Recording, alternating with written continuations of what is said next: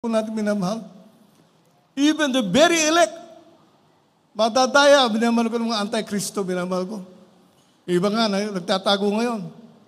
Nasaan na kaya sila? Ngunit sa ating minamahal, pinapakita po natin ang ating pong katapangan, hindi nang dahil sa sandata, minamahal ko. Ang katapangan na pinapakita natin, minamahal ko, yung pong paglilingkod sa ating dakilang Diyos. Sino makakagapin ito, minamahal? Sino ang magsasabi, minamahal ko, sa araw na yon ay babalik ang ating dakilang Diyos? Wala po nakakalam. Wala nakakalam nito, minamahal ko. Yung sinasabi natin na signs and yung nangyayari sa ating daigdig, minamahal, maaring pasimula lang ito, minamahal ko. May lalala pa. Eh kung paliparan ka ba naman ng rocket na galing na ibang bansa, dadaan sa ibang bansa, minamahal ko. Anong igaganti, minamahal ko, ng mga taong inapi, minamahal? Tandaan po natin yung minamahal ko, na ang taong nasaktan, nabawasan ng tao kaya, minamahal ko. Gaganti yun, minamahal. Kakausapin yun ng kanyang kaibigan, na huwag ka munang gumanti. Magbabayad, magbebenta muna ako ng mas matinding eroplano ng mas matinding armas. So makita po natin, minamahal ko mga kapatid, business lang ang hanap ng iba, minamahal ko. Ngunit sa ating minamahal, sa ating pagtatapat, ating pong makukuha yung sinasabing langit, minamahal. Tandaan po natin yun, minamahal ko. Sa ating pagtatapat, minamahal. Maraming mga tao, minamahal ko, nagsisabi, minamahal ko, ang langit sa kanila ay dito lang sa daigdig, minamahal. Ngunit sa ating minamahal ko, darating ang araw, minamahal ko, nagkakamali sila. Nagkakamali sila. Sa Biblia, minamahal, may sinasabi, tayo mga anak ng Diyos, minamahal ko, ay naghihintay sa pagbabalik ng ating mahal na Panginoon. Kinakailangan, handa ka palagi. Hindi magsasabi, minamahal ko yung kapitbahay na hindi Kristiyano. Maghanda ka. Sa pagdala mo sa gawain ng ating dakilang Diyos, dala mo yung kaligtasan na nakasulat sa banal na kasulatan, minamahal ko. Dala mo yung pinangaral sa atin ng magulang sa ating mga Panginoon. Dala mo yung minamahal ko. Ang kaligtasan yun, minamahal, ay mangyayari lamang, minamahal ko, kung ikay matapat sa paglilingkod sa ating mga Panginoon. Ang sabi minamahal ko, basahin natin sa Isaiah 25, versikulo 9, praise God. Dito po sa aklat ng Isaias, Kapitulo 25, ang versikulo po ay 9. At sasabihin sa araw na yaon, narito, ito'y ating Diyos. Hinihintayin natin siya at ililigtas niya tayo. Ito ang Panginoon, ating hinihintay siya. Tayo'y matutuwa at magalak sa kanyang pagliligtas. Amen. Isipin niyo pang minamahal, this is our God. We have waited for Him. Isipin po natin yung minamahal ko. Isa ka ba sa magsasabi noon, o dito ka lamang sa lupa? May mga tao kasi, iniisip, minamahal ko, yung buhay dito sa lupa, daigdig. Masarap kung marami kang pera, kung wala kang pera. Masarap kung lahat napapasyalan mo. Kung nasa wheelchair ka na, mayroon ka ng karamdaman. Yung problema, minamahal, gagaling din ako sa isang araw. Kaya po minamahal ko, ang sabi nga, nung ako'y nagpipreach sa Amoranto, may sinabi ako, walang puwang ang Kristiyano sa ospital. Kasi naman daw, pinilit siya ng mga anak, kahit na pilitin ka na yung anak mo, kukunin ka ng Panginoon at the age of 50 years old. Isipin po natin yung mga minamahal.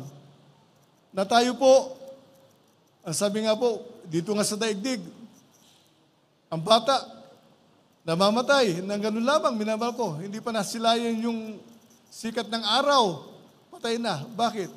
Inilaglag. Ganun po minamahal ko mga kapatid. We have waited for our God. Hinintay natin ang ating dakilang Diyos at malapit na siya bumalik, minamahal ko. All the signs sa buong daigdig, minamahal ko, yun lang. Ang hindi pa nangyayari, yung pagbabalik ng ating malapang noon. Ang sabi natin dito, we have waited for Him. Hinintay natin siya. Isipin natin, sino sa atin ang nagagalak na balikan ng ating dakilang Diyos? Yung iba nga, hindi nila alam kung sino babalik sa kanila. Maganda naman yung pupuntahan ko. Baka sakaling pupunta sa langit. Hindi naman ako nandaya ng kapwa. Hindi naman ako pumatay ng kapwa-tao. Pero tandaan po natin, nababanggit lang yun ng mga tao minamahal ko dito sa libutan. Ngunit ang totoong Kristiyano minamahal, hihintayin niya yung pagbabalik ng ating dakilang Diyos sapagkat ito pinakamahalaga sa Kanya. Ang pagbabalikan siya ng ating malapang na minamahal ko. Sabi sa Biblia, minamahal, tayo mga buhay, sapagkat may natutulog na, minamahal ko, may nauna na. Ang sabi, minamahal ko, tayo kukunin ng ating dakilang Diyos. Mauna sila, minamahal ko. They will live from the grave. They will stand up. At sasalubong sa ating dakilang Diyos. Ngunit sa atin, minamahal ko, tayong mga nabubuhay pa. We are all be changed. Minamahal ko, papalitan tayo. Papalitan ng ating dakilang Diyos ang ating corruptible body. Minamahal ko, ito incorruptible.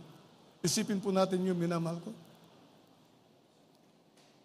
Napakahalaga na ikay maglingkod sa ating dakilang Diyos.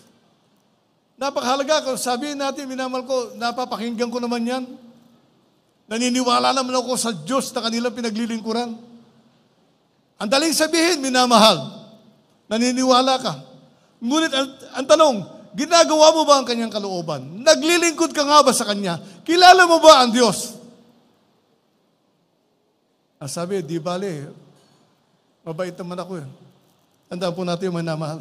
Hindi ka ililigtas ng kabaitan mo. Ililigtas ka ng ating dakilang Diyos kung alam mo ang kanyang kalooban. Yun po minamahal ko.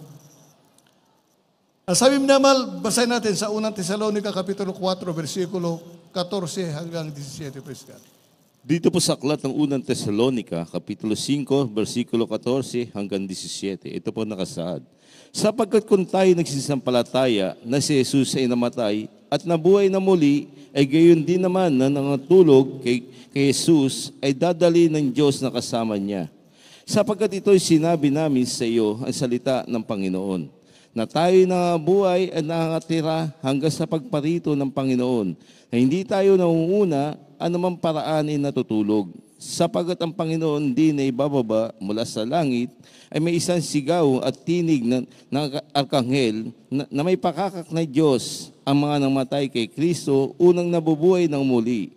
At kung magkagayon tayo ng bubuhay at nangatira, ay aagawin na kasama nila sa alapaap upang salubungin ng Panginoon sa hangin. At sa ganito, sa Panginoon tayo magpakilanman. Amen. Puri ng ating dakilang Diyos. God bless you po, beloved Brother Perry. Maraming salamat sa ating mga Panginoon. Isipin po natin yung minamahal. Yung araw nating hinihintay, malapit na. Bigyan tayo ng karunungan ng ating dakilang Diyos sa pangaral ng ating malapastor, malapastora. Dito sa gawain, tinuruan tayo ng ating Panginoon upang maglingkod sa Kanya ayon sa Kanyang kalooban. Huwag nawa tayo minamahal ko, magaya minamahal ko sa mga makasanlibutan na walang pag-asa. Tignan po natin minamahal, pagdating ng panahon na yon, tatawag sila sa Diyos ko, ngunit hindi sila pakikinggan ng Panginoon. Napakalungkot kaya, minamahal. Napakalungkot yung ganong kalagayan. Mahirap sa mga tao, minamahal ko. Ang mag-isip na langit, ngunit ang pupunta nila, minamahal ko, hindi sa langit, minamahal ko. Sa impyerno, sa tiyak na bagay.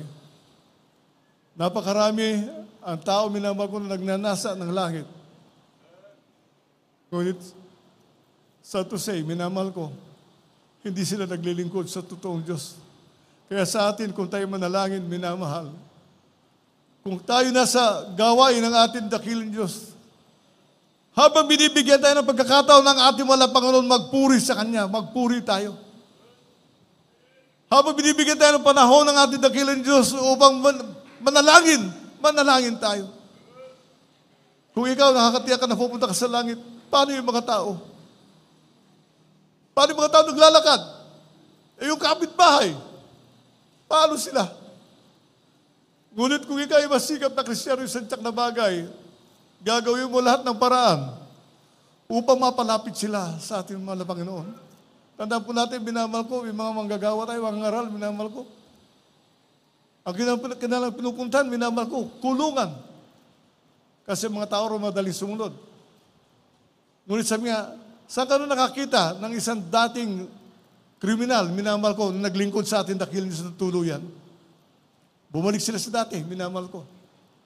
Ginawa natin ang lahat ng paraan upang sila ay maligtas.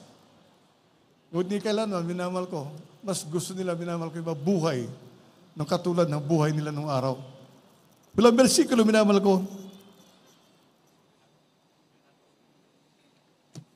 dito po sa Mateo 24, talatay 40 at 41, ganito po ang pagkasulat. Kung magkagayoy, sasabukid ang dalawang lalaki, ang isa'y kukunin at ang isa'y iiwan. Dalawang babae nagsisigiling sa isang gilingan, ang isa'y kukunin at ang isa'y iiwan. Amen. makita po natin yung mga minamahal. Ang sabi ng pangaral ng araw, magiging magulo ang daigdig. Bakit? Minamahal ko. Pag ang piloto nila ay Kristiyano,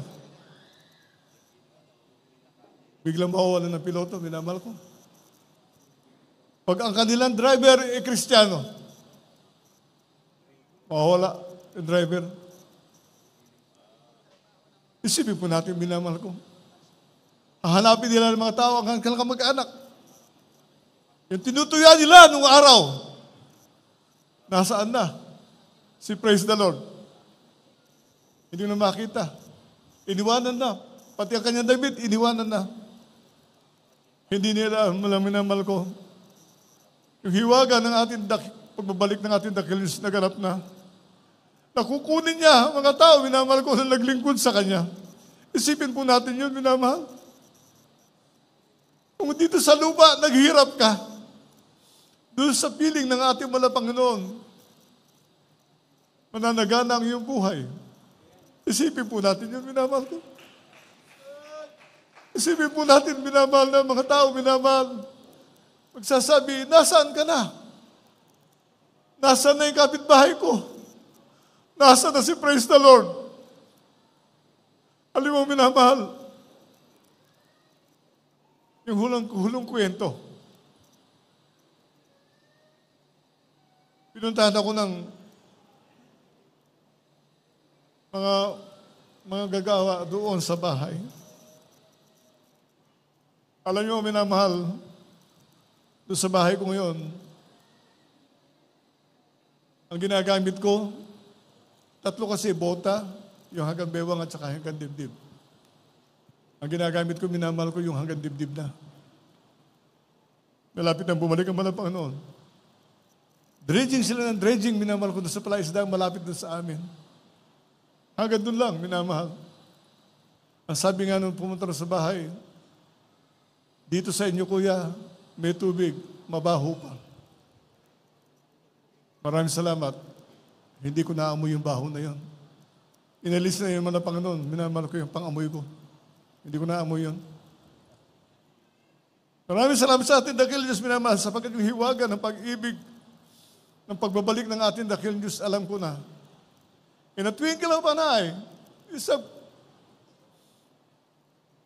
kisap na babalikan ako ng mga Panginoon. Mawawala na yung paghirap. Mawawala na yung pandaraya ng kapwa. Tumayo tayo mga minamahal. Tumayo tayo. Uwitan natin ating dakilang Diyos. Isipin po natin mga minamahal. Ulitin ko.